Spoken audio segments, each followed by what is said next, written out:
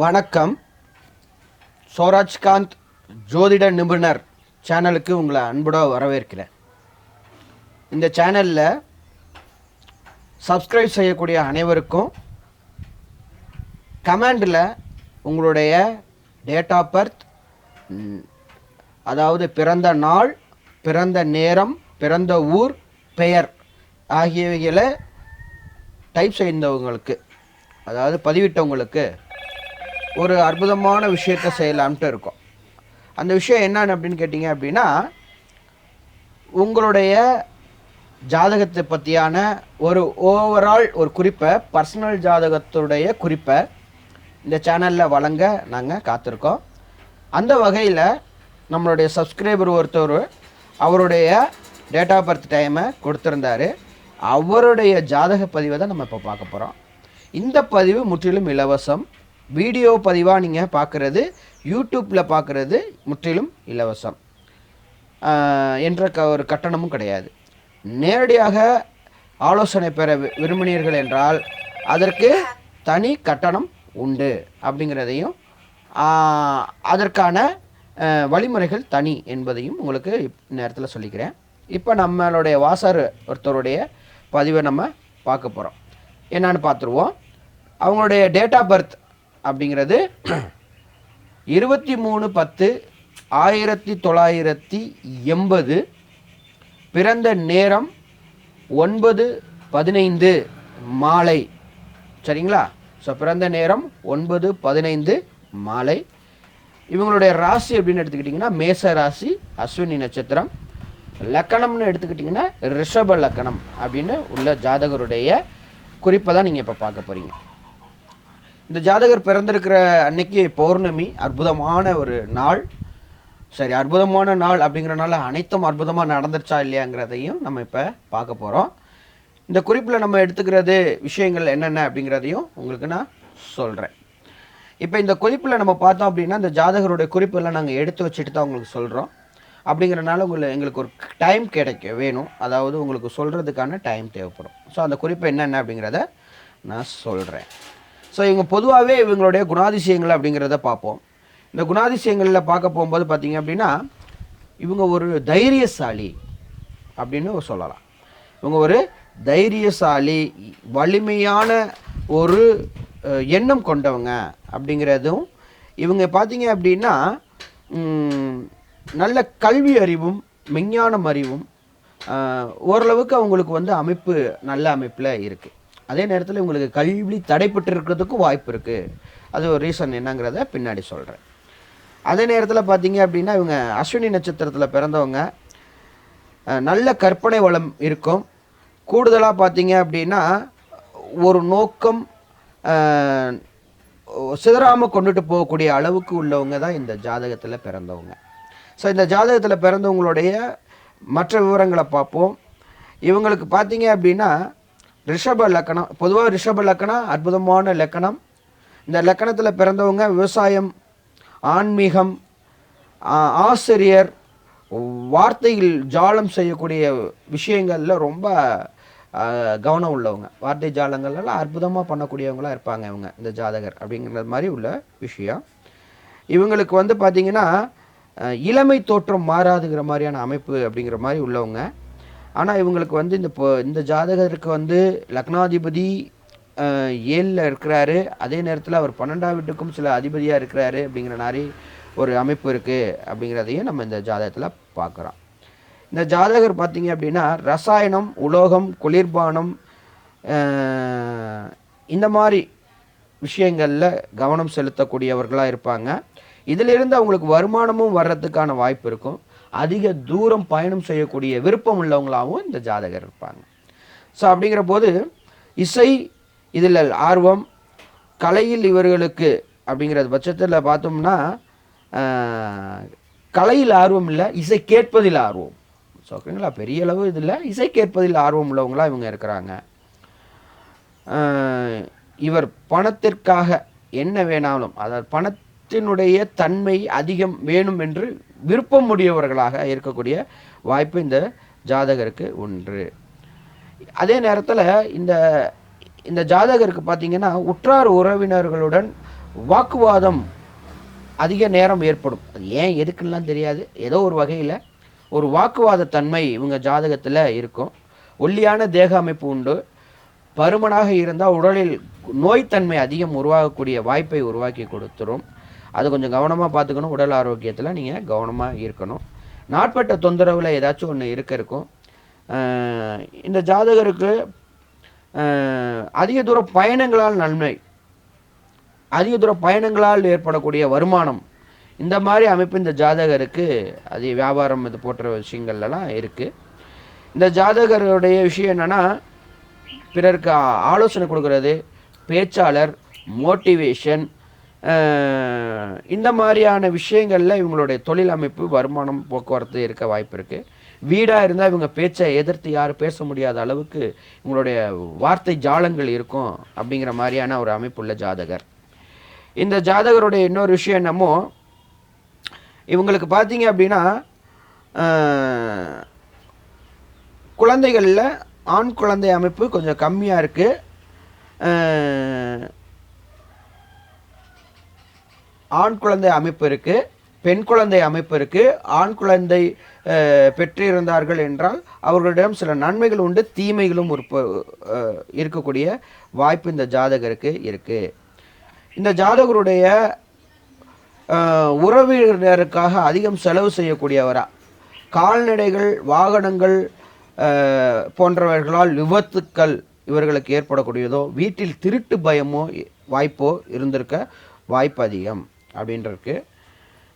இந்த எதிரி அதிகமாக உள்ள ஜாதகம், எதிரி அதிகமாக உள்ளது, ஆனால் சமாளிக்கக்கூடிய தன்மை உள்ள ஜாதகம். கண் சம்பந்தப்பட்ட நோய் இவரை தாக்கக்கூடிய அமைப்பு இவருக்கு இருக்குது.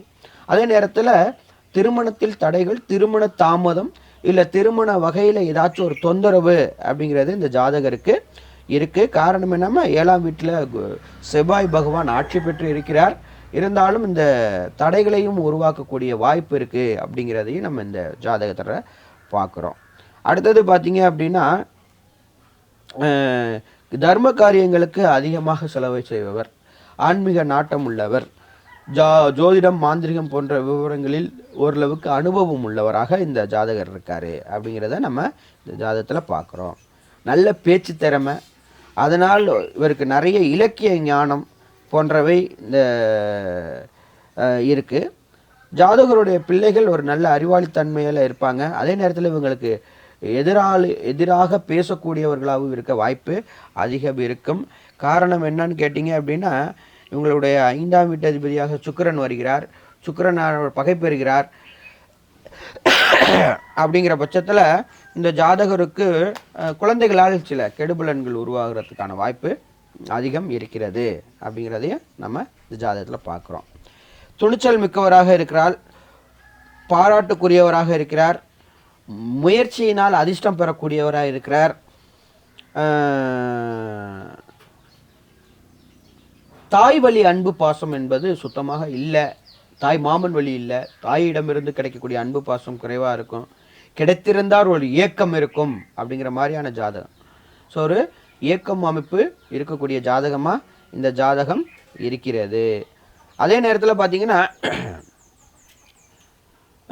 சொந்த வீடு போக்குவரத்து இதெல்லாம் கொஞ்சம் அமைப்பு இருக்கிறது. ஆனால் தடை ஏற்படும், இல்லை கஷ்டங்களுக்கு மத்தியில் அதை இது பண்ணும், இல்லை கடன் மூலியமாக அது அமைந்திருக்க வாய்ப்பு இருக்கிறது.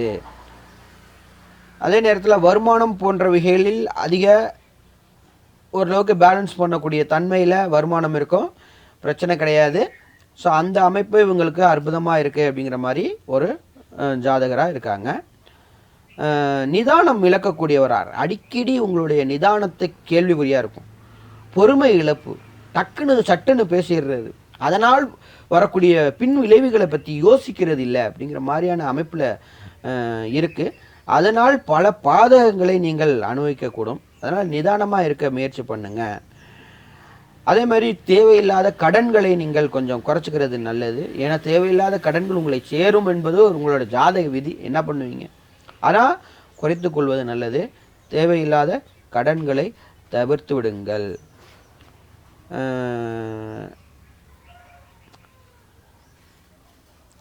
சரி, கணவன் மனைவிக்குள்ள சிரமங்கள், சண்டை சச்சரவுகள் இருந்தாலும் ஓரளவுக்கு அனுசரித்து போகக்கூடிய அமைப்புள்ள ஜாதகமாக தான் இருக்குது. 7ஆம் வீட்டில் 7ஆம் வீட்டு அதிபதி பலமாக இருக்கிறார். அந்த ஜாதகருடைய தன்மை நல்ல அற்புதமாக இருக்குது. அப்படிங்கிற அடிப்படையில் உங்களுக்கு திருமணத்திற்கு பின்னான யோக அமைப்பு இந்த ஜாதகருக்கு அதிகமாக இருக்குது. கல்வியில் தடை இருக்கும். கல்வி தடை ஏற்பட்டு படித்தவராக இருப்பீங்க. கொஞ்சம் காலதாமதம் இருக்குது. அதாவது ஜாதகர் தனிமை விரும்பியாக இருக்கக்கூடிய வாய்ப்பு அதிகம். மலை பிரதேசங்களுக்கு போய் தனிமை விரும்பக்கூடியவராக இருக்கலாம். பொதுவாகவே தனிமை விரும்பியாகவே இருக்கலாம்.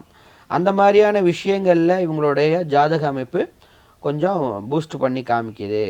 அப்படிங்கிற போது இவர் பிறரிடம் பேசுவார், ஆனால் உள் ஒன்று ஓடிக்கொண்டே இருக்கும். அப்படிங்கிற மாதிரியான அமைப்பு உள்ள ஜாதகம் இது. சரிங்களா? ஸோ அடுத்தது பார்த்தீங்க அப்படின்னா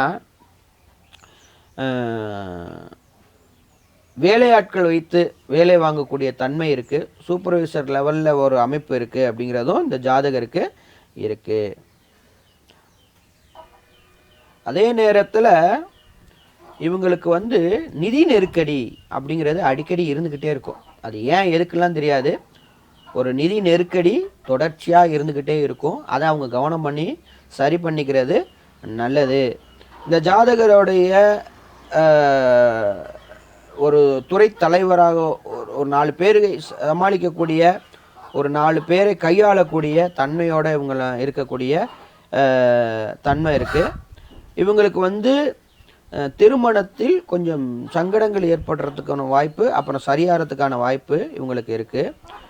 இவங்களுக்கு ஜோதிட சம்பந்தமான அறிவு இருக்குது. ஜோதிட சம்பந்தமான வழிமுறைகள் நல்லா தெரியும். சந்தனுடைய அமைப்பும் நல்லா இருக்குது. அப்படிங்கிற மாதிரி இருக்குது. இவங்களுக்கு அரசாங்கம், விவசாயம், பாதுகாப்புத்துறை, கடல் சார்ந்த கடல் வணிகம், ஏற்றுமதி இறக்குமதி, 4 பேரை வச்சு நிர்வாகம் பண்ணக்கூடிய தொழில்கள், குடும்பமாக இருந்தாலும் இவங்களுடைய நிர்வாகத்தன்மை அங்கே தெரியக்கூடிய வாய்ப்பு அப்படிங்கிற மாதிரியான விஷயங்களில் இவங்களோட ஜாதக அமைப்பு இருக்கிறது. இவங்களுக்கு பார்த்தீங்க அப்படின்னா உரிய லக்கணங்கள், உரிய ஜாதக பலன்கள், போக்குவரத்து, இதெல்லாம் நம்ம அடுத்தடுத்த ஜாதகத்தில் கோச்சார நிலைகளை பற்றியான விவரம், இந்த முழு விவரங்களையுமே இந்த ஜாதகருக்கு திருப்பி நம்ம பார்ப்போம். இந்த ஜாதகருடைய பலன்கள் பார்த்தமைக்கு நன்றி. இந்த ஜாதகர் இந்த வீடியோ மாதிரி இன்னும் நிறைய வீடியோ போடுவோம். இனி குறிப்புகள் கொஞ்சம் இன்னும் அதிகமாக எடுத்துட்டு ரொம்ப தெளிவாக சின்னதாக அழகாக எடுத்து போடுவோம்.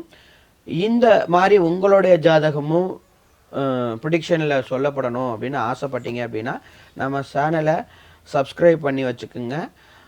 உங்களுடைய ஜாதகம் உங்களுக்கு வரணும்னா கமெண்டில் உங்களுடைய date of birth, date of time, எந்த ஊரில் பிறந்தீங்க அப்படிங்கிற தகவலை பதிவிடுங்க. அதை பார்த்துட்டு உங்களுடைய ஜாதகத்தையும் நாங்கள் பதிவிடுறோம். இதே போல் இன்னும் பல பேருக்கு இந்த வீடியோக்களை பகிர்ந்துடுங்க. ஸோ இந்த வீடியோவை பார்த்தமைக்கு நன்றி. சப்ஸ்கிரைப் செஞ்ச ஜாதகருக்கு நன்றி. இந்த நேரத்தில் பிறந்தவர்களுடைய ஒரே மாதிரியான பலனாக இருக்காது. நிறைய பேருக்கு கொஞ்சம் கொஞ்சம் மாறும். அது முழு வீடியோவையும் நம்ம இதில் சொல்ல முடியல. அதுக்கான நேரம் நம்மளுக்கு போதுமானதாக இல்லை. நான் முயன்ற வரை இந்த நாளில் பிறந்த பிற டைம், இப்போ 9:30 மணிக்கு 9:15க்கு பிறந்தவங்களுக்கான பலன் தான் இப்போ சொல்லியிருக்கோம். 2 மணி நேரத்துக்கு ஒரு வாட்டி ஜாதகம் மாறும், லக்கணம் மாறும். அதே நேரத்தில் ராசியும் ஒரு நாளைக்கு மொத்தமாக மாறிடும். அந்த நிலையெல்லாம் அனுசரித்து தான் உங்களுக்கு வீடியோ பதிவு நாங்கள் போடுறோம். ஸோ அதனால் இந்த வீடியோ பதிவை பார்த்தமைக்கு நன்றி. இந்த வீடியோ பதிவை தொடர்ந்து ஆதரவு கொடுக்கும்படி கேட்டுக்கொள்கிறேன். நன்றி, வணக்கம்.